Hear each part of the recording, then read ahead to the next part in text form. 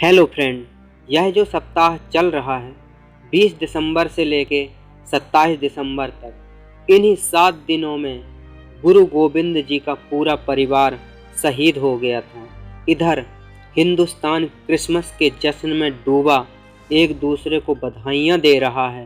एक ज़माना था जब पंजाब में इस हफ्ते सब लोग ज़मीन पे सोते थे, क्योंकि माता गुजरी ने वो रात दोनों छोटे साहिबजादों के साथ नवाब वजीर खां की गिरफ्त में सरहिंद के किले में ठंडी बुर्ज में गुजारी थी। ये सप्ताह सिख इतिहास में शोक का सप्ताह होता है, पर आज पंजाब समेत पूरा हिंदुस्तान जश्न में डूबा है। गुरु गोविंद जी की कुर्बानियों को इस एहसान फरामोश दुनिया ने भुला दिया। जो कौमें अपना इतिहास, अपनी कुर्बानियाँ भूल जाती हैं, वो खुद इतिहास बन जाती हैं। आज हर बच्चे को इस जानकारी से अवगत कराओ। क्रिसमस नहीं, हिंद के सिख शहजादों की याद दिलाओ। धर्म की खातिर खुशी खुशी शहीद और जंग में दुश्मनों को धूल चटाने वाले गुरु गोविंद सिंह जी के 4 साहिबजादों के बारे में शायद ही कोई ऐसा होगा जो नहीं जानता होगा। जहां गुरु जी के 2 बड़े साहिबजादे जंग में लड़ते हुए शहीद हो गए, वहीं 2 छोटे साहिबजादों को जिंदा दीवार में गड़ा दिया गया।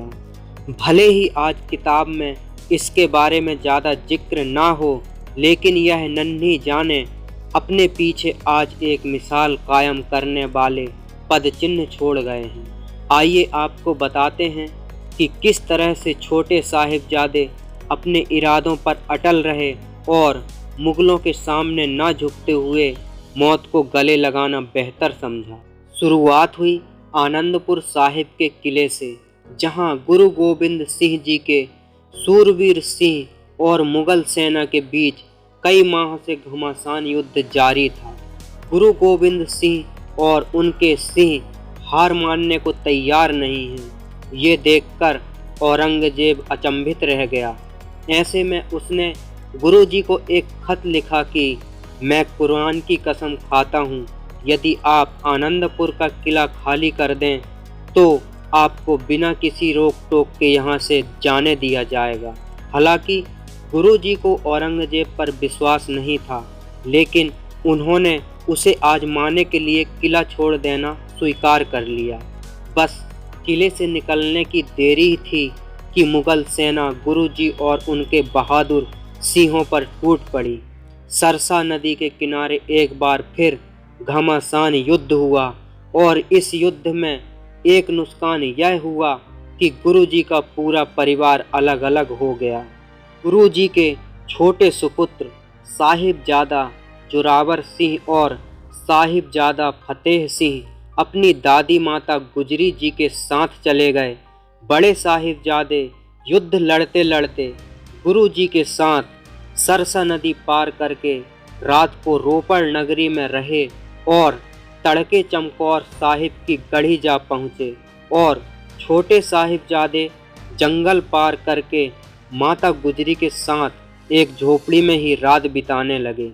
इस घटना की खबर सुनकर अगले दिन सुबह गुरु जी के लंगर का सेवक गंगू नाम का ब्राह्मण माता जी के पास जा पहुंचा, और वह अपने घर माता जी और छोटे साहिबजादे को ले गया। लेकिन उसने माता जी के साथ विश्वासघात कर दिया। जब रात को माता जी और साहिबजादे सो रहे थे, तो उसने दबे पांव आकर माता जी की गहने और पैसे की पोटली चुरा ली।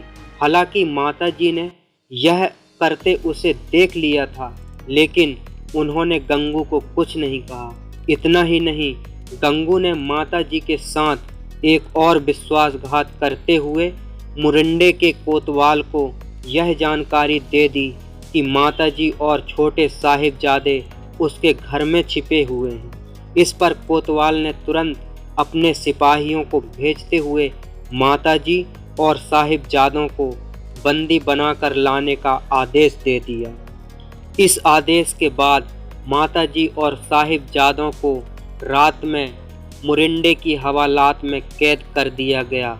माता जी ने साहिबजादों को गुरु नानक देव और गुरु तेग बहादुर जी की बहादुरी के बारे में बताया और अगली सुबह उन्हें बैलगाड़ी में बिठाकर सरहंद के बंसी थाने में ले जाया गया।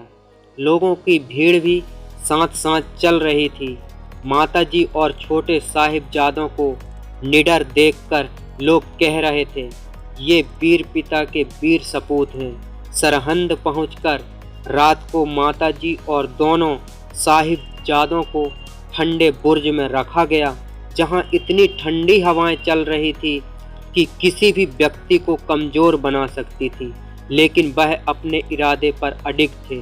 यह सुनकर नवाब को गुस्सा आया और काजी से बोला, सुन लो इन बागियों की गुस्ताखी भरा जवाब, इन्हें सजा देना ही पड़ेगा, ये बागी की संतान हैं। ये सब सुनकर भी साहिबजादे नहीं डरे तो वहाँ बैठा दीवान सुचानंद उठकर आया और बोला कि यदि तुम्हें छोड़ दिया जाए तो तुम कहाँ जाओगे। इस पर साहिबजादों ने कहा कि वह जंगल जाएंगे और सिखों और घोड़ों को इकट्ठा करेंगे, फिर तुमसे लड़ेंगे। इस पर दीवान को गुस्सा आया और नवाब से कहा, इन बच्चों को सजा तो देनी ही पड़ेगी, अन्यथा ये आगे चलकर हमारे साथ ही बगावत करेंगे। अगले दिन सुबह नवाब वजीर खां के सिपाही आए और साहिबजादों को नवाब की कचहरी में ले गए। उन्होंने अंदर पहुंचते ही गरज कर फतेह बुलाई, वाहे गुरु जी का खालसा, वाहे गुरु जी की फतेह। इनके ऊंचे जयकारे की आवाज़ से पूरी कचहरी गूंज उठी और सभी की नज़रें साहिबजादों पर थी। वजीर खां ने उन्हें बच्चे समझते हुए पुचकार कर बोला, बच्चों तुम बहुत ही भले लगते हो, मुसलमान कौम को तुम पर बहुत गर्व होगा यदि तुम कलमा पढ़कर मोमिन बन जाओ, तुम्हें मुँह मांगी मुराद मिलेगी। इस पर दोनों साहिबजादे गरज कर बोले, हमें अपना धर्म प्रिय है। यह सुनकर नवाब को गुस्सा आया और काजी से बोला, ये बच्चे बगावत पर तुले हैं, इन्हें जिंदा ही नींव पर गड़ा दिया जाए। आदेश सुनकर साहिबजादों को वापस ठंडा बुर्ज भेज दिया गया, जहां उन्होंने दादी माता गुजरी को कचहरी में हुई सारी बातें सुनाई। वहीं नवाब ने काजी को हुक्म दिया कि बच्चों को दीवार में गड़ाने के लिए जल्लाद का इंतजाम किया जाए। अगले दिन साहिबजादों को दोबारा कचहरी लाया गया और फिर उनके विचार पूछे गए, लेकिन वह अपने इरादों पर अटल रहे। दोनों ने एक बार फिर कहा कि हम अपना धर्म नहीं बदलेंगे। यह सुनकर एक कर्मचारी आगे आया और बोला, हुजूर इन्हें जल्लाद के हवाले कर दिया जाए। आदेश की तामील की गई और बच्चों को उस जगह ले जाया गया जहां दीवार बनाई जा रही थी। साहिबजादों को उस दीवार के बीच खड़ा कर दिया गया। अब काजी ने एक बार फिर कहा, मुगल धर्म कबूल कर लो, क्यों अपनी नन्हे जाने बिना कारण के खो रहे हो।